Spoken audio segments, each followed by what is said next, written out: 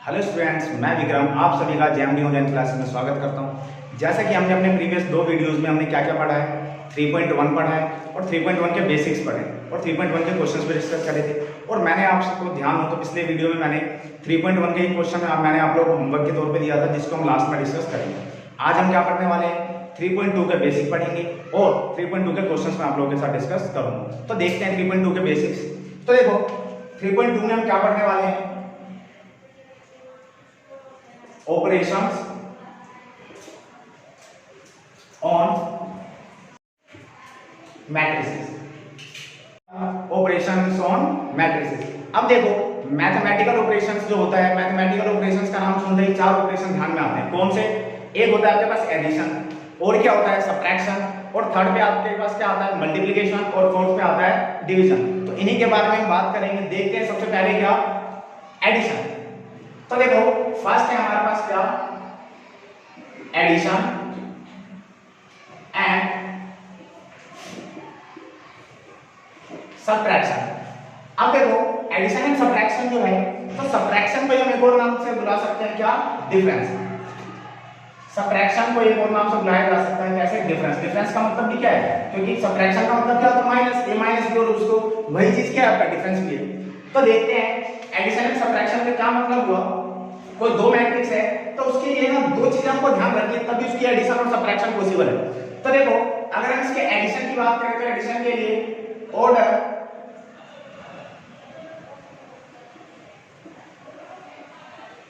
Must be same.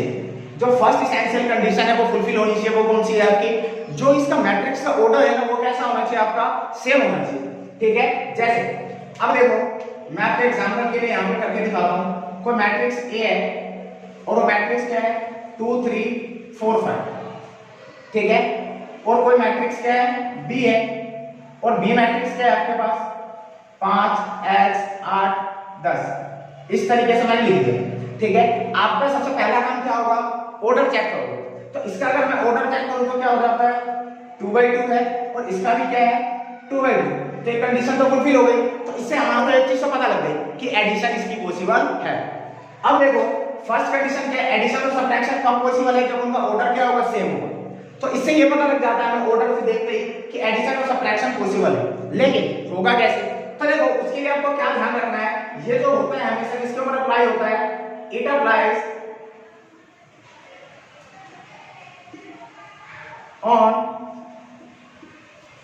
corresponding elements. ठीक है, जैसे ये ए है और ये बी है, तो ये इससे हमारे को ये पता लग जाता है फर्स्ट वाले से कि हाँ भाई अगर ऑर्डर सेम है तो एडिशन और सब्ट्रैक्शन हो सकता है। अब यहाँ पे देखते हैं इसका एडिशन करते हैं।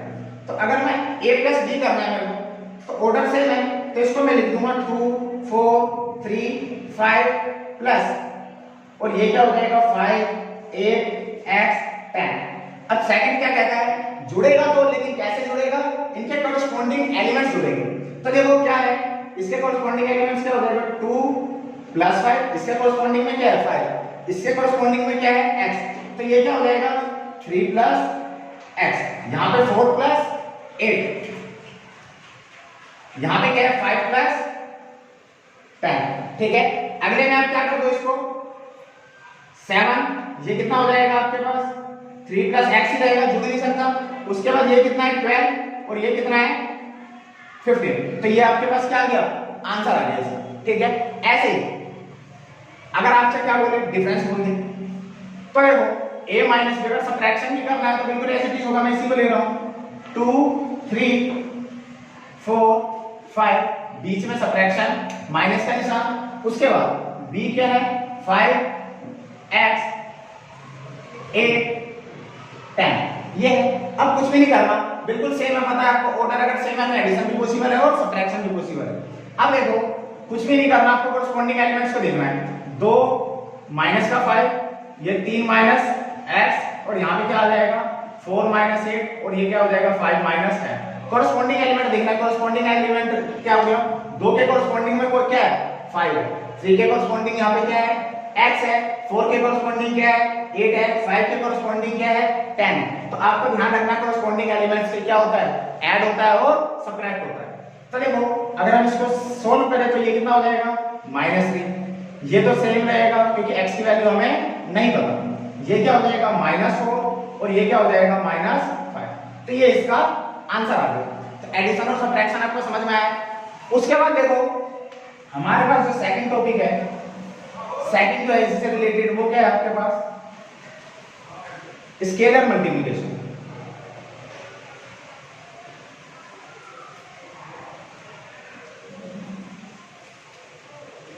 इसका मतलब क्या होगा, हम किसी भी स्केलर, स्केलर का मतलब कोई भी वैल्यू, चलो मैं आपको करके दिखाता हूं। जैसे अगर हमारे पास कोई वैल्यू है, ये कोई मैट्रिक्स है हमारे पास 2 x 5 7, इस तरीके से मैंने कोई मैट्रिक्स ली। अगर मेरे को इसकी मल्टीप्लाई करवानी है, किससे, इसकी मल्टीप्लिकेशन करवानी है मेरे को, सपोज करो ये a है।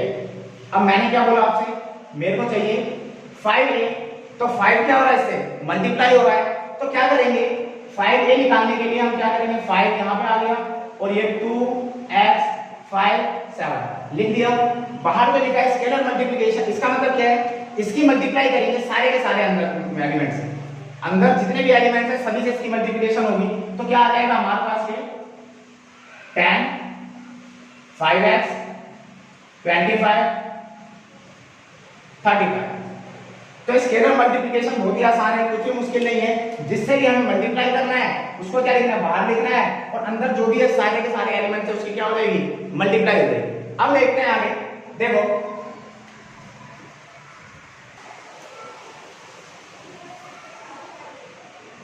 देखो हमने दो चीजें तो कर ली, एडिशन एंड सब्ट्रैक्शन और स्केलर मल्टीप्लिकेशन।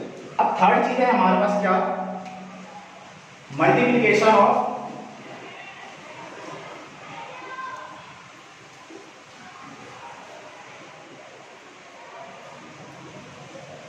मैट्रिसेस, जो कि इस एक्सरसाइज में सबसे इंपॉर्टेंट है। ठीक है, आपको क्या सीखना है, मल्टीप्लिकेशन किसका, मैट्रिसेस का।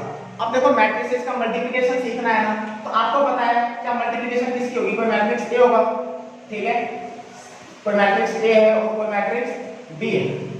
अब मेरे को क्या करना है, ए और बी का इस तरीके से आपको क्या, इसको क्या करना है, फाइंड करना है, कैलकुलेट करना है। तो इसको जब आपको कैलकुलेट करना है तो इसके अंदर भी आपको कंडीशन ध्यान रखनी है। कंडीशन क्या है, सपोज करो इसका ऑर्डर है आपके पास क्या, mn है और इसका क्या है, pq है, दोनों का ऑर्डर इस तरीके से है। तो आपको ध्यान क्या देना है, जो ये वाला जो होगा, ये और ये इस तरीके से, मतलब क्या, जो फर्स्ट वाला मैट्रिक्स है उसका ये क्या है आपके पास, कॉलम है, और सेकंड वाले मैट्रिक्स का ये क्या है, रो है। ठीक है, ये दोनों के दोनों क्या होने चाहिए, इक्वल होने चाहिए। कैसे होने चाहिए, इक्वल होनी चाहिए। ये क्या है, इसकी कंडीशन है। अगर आपको दो मैट्रिक्स की मल्टीप्लिकेशन तभी पॉसिबल हो सकती है जब क्या हो, फर्स्ट वाले मैट्रिक्स का जो कॉलम है वो बराबर हो किसके, सेकंड वाले मैट्रिक्स के रो के। तो इस तरीके से आप करके देख सकते हो। और ये जो चीज है m और ये क्या है q, ये आपका क्या आने वाला है, आंसर आने वाला है। मतलब क्या हुआ इसका, देखो अगर आपके पास क्या है, ये और ये इक्वल है, तभी आपके यहाँ ये क्वालिफाई हो पाएगा किसके लिए, मल्टीप्लिकेशन के लिए। दो मैट्रिक्स मल्टीप्लिकेशन के लिए क्वालिफाई तभी हो पाएंगे तब इसका ये वाला मतलब ऑर्डर और ये वाले ऑर्डर आपस में क्या होंगे, इक्वल होंगे। ठीक है, अदरवाइज मल्टीप्लिकेशन पॉसिबल नहीं है। उसके बाद देखो आपको m into q इस वाले ऑर्डर में आपका आंसर आएगा। ठीक है, तो इसको करने के लिए इसके दो कंडीशन है, मैं आपको लिखवा नहीं रहा, ठीक है, डायरेक्ट मैं क्वेश्चन डिस्कस करता हूं। ठीक है, जैसे सपोज करो एग्जांपल के तौर पे आपके पास ए मैट्रिक्स है और मैट्रिक्स ए है क्या आपके पास 2 3 4, ठीक है, और मैट्रिक्स बी है आपके पास 5 10 2, इस तरीके से है आपके पास। अब देखना है आपको ए बी, आपको क्या करना है, फाइंड करना है। तो पहले लिख लेते हैं, तो ये क्या है 2 3 4 और बी मैट्रिक्स हमारे पास आ गया क्या 5 10 2। अब हमें इसका मल्टीप्लिकेशन करना है, तो सबसे पहला काम क्या करना है, ऑर्डर। सबसे पहले चेक तो करें मल्टीप्लिकेशन पॉसिबल भी है या नहीं। तो देखते हैं, अगर मैं इसका ऑर्डर लिखूं तो ये क्या आपके पास रो है 1 2 3, तो 3 मल्टीप्लाई में मतलब क्रॉस, इसका ऑर्डर क्या हो जाएगा, 3 रो हो गए, कॉलम कितना है 1, तो 3 रोज 1। अब इसका क्या है, 1 रो है और आपके पास कॉलम कितने हैं। अब देखो यहां से ध्यान लगाओ, क्या बोला था मैंने, ये और ये अगर आपके पास बराबर हुआ तो आपके पास क्या है, ये आपकी क्या है कंडीशन बोला था, और आंसर किसमें आएगा आपके पास, इसमें आपका क्या आने वाला है, आंसर आने वाला है। तो देखो इसको आप सॉल्व करते हैं, आपको इससे ये पता लग गया कि कंडीशन क्या है, इसकी ट्रू है तो इसकी मल्टीप्लिकेशन पॉसिबल है। अब देखो मल्टीप्लिकेशन करते कैसे, जैसे इसी की करते हैं ए बी। तो देखो क्या करेंगे, आपको ये पता लग गया आंसर कैसे आने वाला है, 3/3 के फॉर्म में आने वाला है। तो सब उसी हिसाब से आप अपनी मैट्रिक्स ड्रॉ करो। ड्रॉ कर दिया मैट्रिक्स 3/3 का, ठीक है।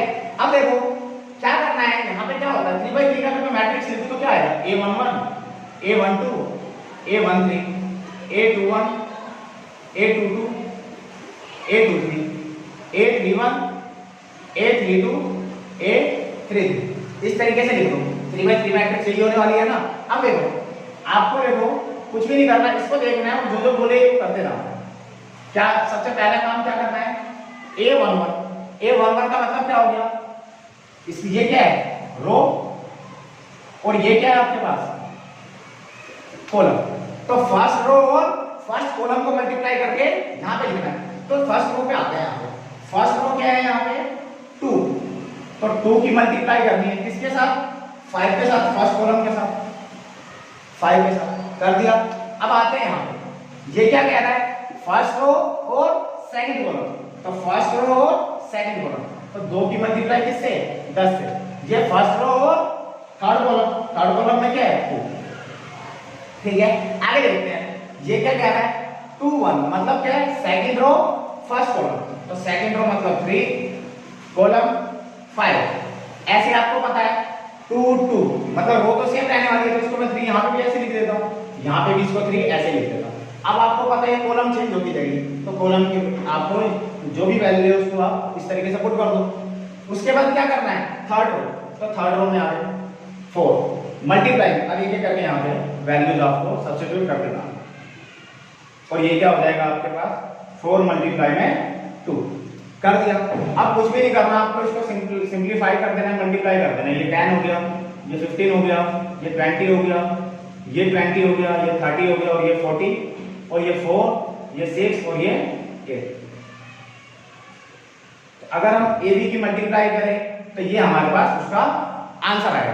तो आपको मैं उम्मीद करता हूं मल्टीप्लिकेशन तो आपको समझ में आ गई होगी। मेन चीज आपको क्या ध्यान देना है, ऑर्डर क्या होना चाहिए, सेम होना चाहिए। इसका फर्स्ट वाले मैट्रिक्स का क्या कॉलम और सेकंड वाले का क्या रो, अगर वो सेम है तब आपकी मल्टीप्लिकेशन पॉसिबल है।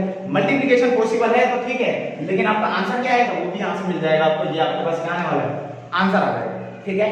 अब देखो बेसिक जो था हमारे पास वो यही था। अब हम क्या डिस्कस करेंगे, 3.2 के कुछ क्वेश्चन डिस्कस करते हैं, ठीक है। देखो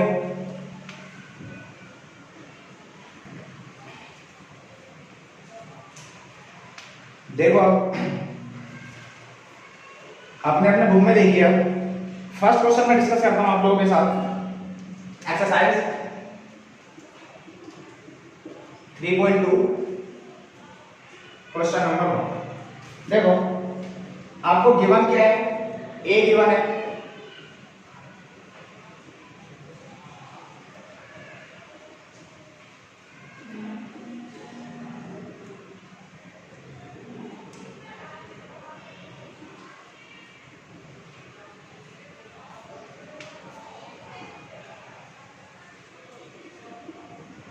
ये आपको गिवन है मैट्रिक्स ए, मैट्रिक्स बी और मैट्रिक्स सी। अब देखो आपको बोला गया है फाइंड क्या करना है। सबसे पहले में आपको क्या फाइंड करने के लिए बोला गया है, a प्लस बी। तो मैं उम्मीद करता हूं आप सभी कर सकते हो बड़ी आसानी से। मैं डायरेक्ट आंसर लिख रहा हूं, तो क्या आ जाएगा आपके पास, a प्लस बी का आंसर क्या आने वाला है, 2 और 1 क्या हो गया 3, 4 और 3 क्या हो जाएगा 7, ये 3 और -2 क्या आएगा आंसर 1, 2 और 5 कितना हो जाएगा 7, ठीक है। इसके बी पार्ट में आपसे पूछा गया है a माइनस बी, इसके बी पार्ट में आपसे पूछा गया है a माइनस बी।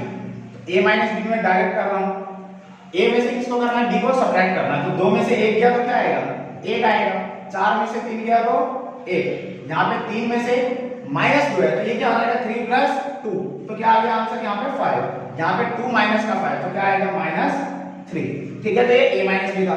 अब आपको सी पार्ट में क्या बोला गया है, 3a माइनस सी। अब देखो इस पार्ट में आपको क्या फाइंड करना है, 3a माइनस सी फाइंड करना है। तो इसमें तो डायरेक्ट कर नहीं सकते, कर सकते हो लेकिन प्रैक्टिस की नीड है। तो एक बार हम करके देख लेते हैं। सबसे पहले 3a फाइंड करके देखते हैं। इसको अभी करना बताया था मैंने, क्या कहते हैं इसको, स्केलर मल्टीप्लिकेशन। तो देखो 3a अगर मेरे को निकालना है तो 3 और यहाँ पे a की वैल्यू यहाँ से मैट्रिक्स a मैट्रिक्स पुट कर दो 2 4 3 2। तो अगर मैं इसको सामने लिख दूं तो ये क्या आ गया आपके पास 3 2 6 और ये 9 हो गया, ये 12 हो गया और ये 6 हो गया। अब आपको क्या करना है 3a माइनस c करना है। तो 3a की वैल्यू आपके पास क्या है 3a माइनस c करना है। 3a की वैल्यू यहां से मैं लिख रहा हूं 6 12 9 6। इसमें से माइनस क्या करना है c मैट्रिक्स। c मैट्रिक्स क्या है -2 5 4 3। तो अगर हम इसको सब्ट्रैक्ट करके यहां पे लिखते हैं तो फाइनल आंसर हमारे पास क्या आएगा 6 प्लस हो जाएगा ये। तो ये क्या हो जाएगा 6 प्लस 2 8 12 माइनस 5। तो क्या आ जाएगा आपके पास आंसर 7। उसके बाद अगर 9 में से हम -3 करें तो क्या आ गया आंसर 6। 6 माइनस का 4 करें तो आंसर क्या आ जाएगा यहाँ पे 2। तो यहाँ पे ये आपका इसका आंसर है। अब देखते हैं इसके नेक्स्ट पार्ट में हमसे क्या पूछा गया। इसके नेक्स्ट पार्ट में हमसे पूछा गया ए बी। अगर आप सही से नोटिस कर रहे हो तो ये आपको एडिशन पढ़ाया था, सबसे पहले एडिशन आ गया, सब्ट्रैक्शन पढ़ाया था, सब्ट्रैक्शन आ गया, स्केलर मल्टीप्लिकेशन यहाँ आ गया। अब आपका जो है मैट्रिसेस का मल्टीप्लिकेशन यहाँ पे। तो सारे के सारे जो आपने अभी बेसिक पढ़ा सारे के सारे इसके अंदर आपका क्लियर हो जाएगा। देखो ए बी जो है आपको, तो सबसे पहले ए बी मैट्रिक्स लिख लेते हैं। सबसे पहले दोनों के दोनों मैट्रिक्स ए मैट्रिक्स और यहाँ पे बी मैट्रिक्स। तो ये क्या है आपके पास 2 4 3 2 1 -2 3 and 5। ठीक है, देखो सबसे पहला काम क्या बोला था मैंने, ऑर्डर चेक करना है। अगर हम ऑर्डर चेक करें तो इसका ऑर्डर क्या है 2/2, इसका ऑर्डर भी क्या है 2/2। तो यहां से एक चीज तो पता लग गई हमें, क्या मल्टीप्लिकेशन कैसा है आपके पास पॉसिबल। ठीक है, और आंसर क्या आने वाला है, ये आपके पास क्या हो गया, ये आंसर आएगा और ये आपके पास क्या है कंडीशन। अभी एक दो क्वेश्चन आपको लिखने की नीड है, बाकी आपकी प्रैक्टिस रहेगी तो नहीं लिखना पड़ेगा। देखो तो इसको अगर हम लिखे तो आपको आंसर पता है किस फॉर्म में आने वाला है 2/2 में आने वाला है। तो a11 a12 a21 a22 2/2 हमें मैट्रिक्स पहले से कंस्ट्रक्ट कर इसी फॉर्म में आने वाला है। अब मल्टीप्लिकेशन करने में हमें कोई दिक्कत नहीं आने वाली 2/2। अब आपको क्या करना है a11 मतलब फर्स्ट रो और फर्स्ट कॉलम। तो फर्स्ट रो आपके पास क्या है, ये आपके पास फर्स्ट रो है और फर्स्ट कॉलम ये, मतलब पहले वाले मैट्रिक्स का फर्स्ट रो और सेकंड वाले का फर्स्ट कॉलम मल्टीप्लाई कर दो। तो 2 की मल्टीप्लाई 1 से 2 मल्टीप्लाई 1 प्लस उसके बाद 4 की मल्टीप्लाई किससे करोगे -2 से 4 -2। अब यहां पे देखो 1 2 फर्स्ट रो सेकंड रो 2 की मल्टीप्लाई 3 से प्लस यहां पे क्या है 4 की मल्टीप्लाई 5 से।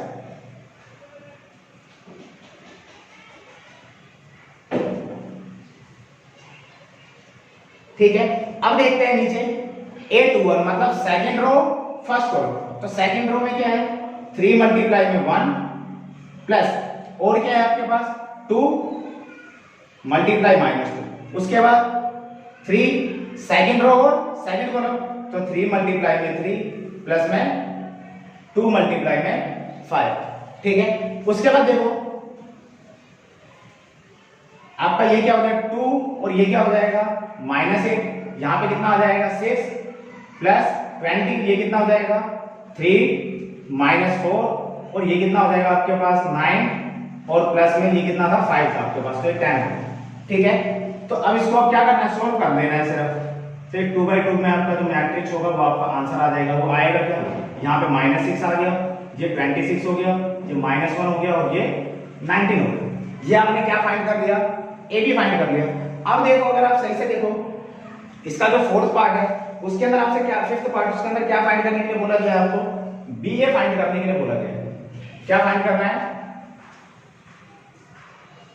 बी ए फाइंड करना है। तो कोई दिक्कत नहीं है, बी को पहले लिख देंगे 1 - 2 3 5 और इसको हम क्या लिख देंगे बाद में लिख देंगे ए को।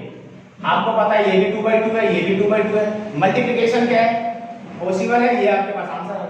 अब आपको करना क्या है, इसको मैं नहीं करवाऊंगा, आपको खुद ही करना है, इसको करके देखना है और यहां से आपको एक रिजल्ट मिल जाएगा क्या, ए बी और बी ए। अगर ये बराबर हो तो बराबर लिख देना, अगर नहीं हो तो नहीं, आपको चेक कर लेना, आपको इससे यहां से ये रिजल्ट आपको पता लगेगा। ठीक है, यहाँ पे आपके पास ये रिजल्ट है ए बी आपको निकाल चुका हूं मैं, अब बी ए आपको क्या करना है, निकाल के देखना है। अगर बराबर आया तो ठीक है, नहीं आया तो भी ठीक है, आपको यहाँ से रिजल्ट आपको यहाँ से पता लगेगा। क्लियर है, वो आप खुद नोटिस करो। उसके बाद अब आगे देखते हैं।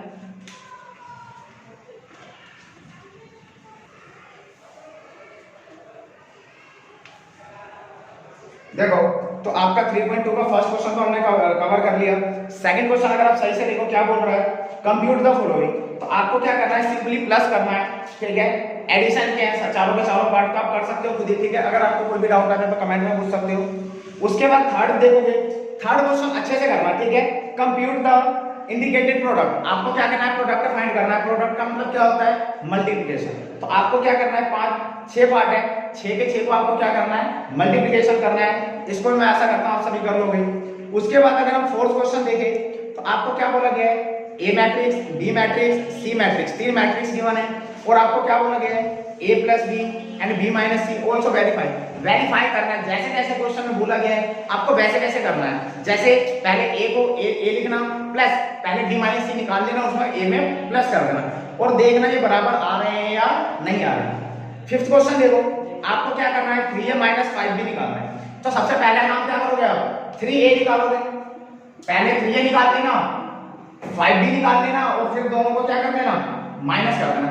इसको अलग से निकालना, इसको अलग से निकालना, जो भी आए ठीक है, उन दोनों को माइनस करोगे तो आपके पास ये यहाँ पे कुछ मैट्रिक्स रिजल्ट आ जाएगा। ठीक है, उसके बाद देखो क्वेश्चन नंबर 6 भी आप कर सकते हो। यहाँ से cos की मल्टीप्लाई अंदर करवा देना, यहाँ sin की मल्टीप्लाई अंदर करवा देना और जो भी रिजल्ट आए उनको प्लस कर देना। उसके बाद 7th क्वेश्चन देखो, काफी अच्छा क्वेश्चन है। इसका फर्स्ट पार्ट आप खुद कर लेना, सेकंड पार्ट में आपको करवा दूं, जैसे सेकंड पार्ट होगा वैसे ही फर्स्ट भी होगा। तो देखो इसका जो सेकंड पार्ट है,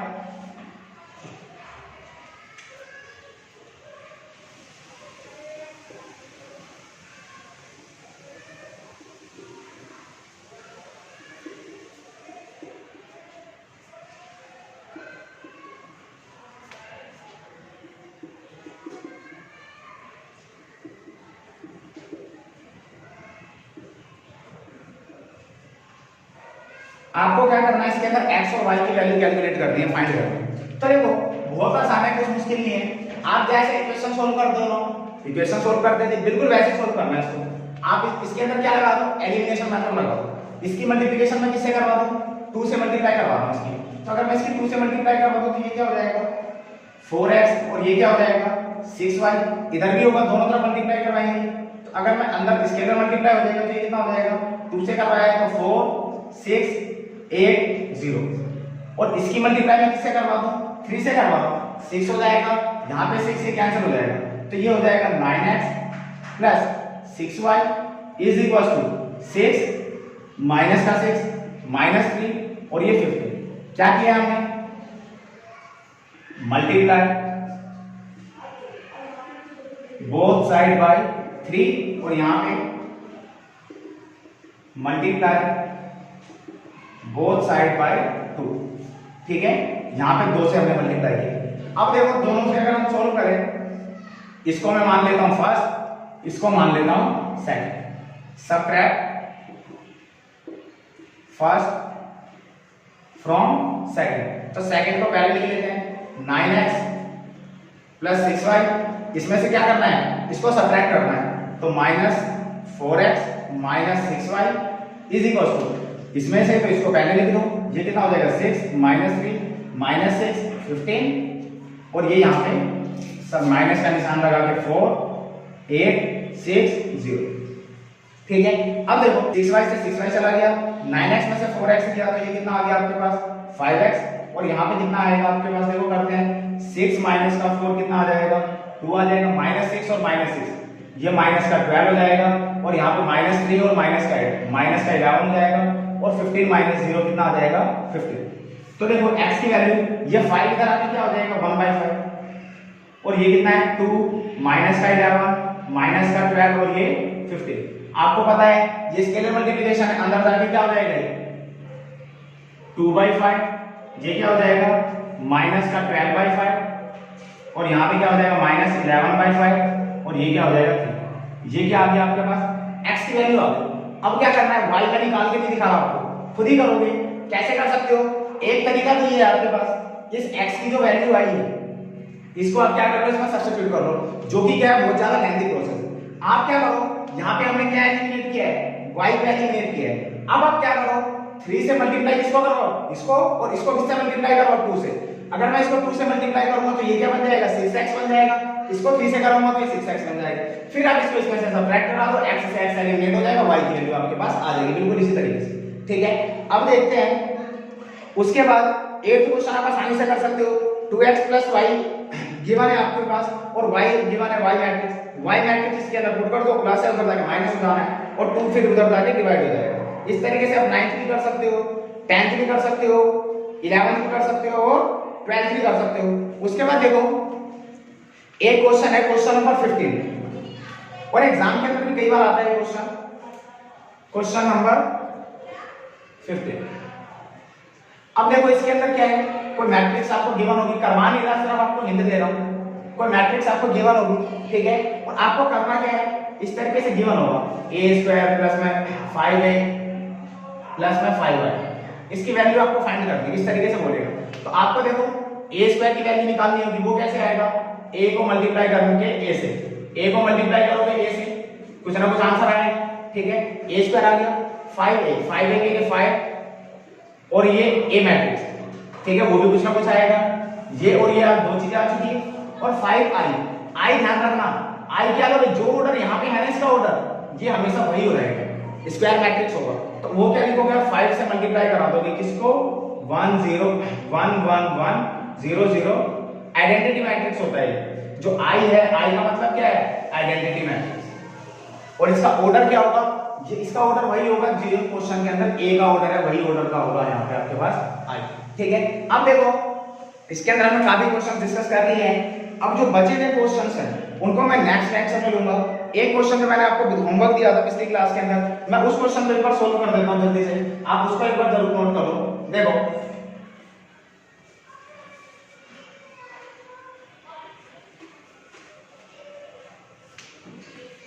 देखो पिछली क्लास में जो मैंने आपको क्वेश्चन दिया था वो क्या था, x - y 2x - y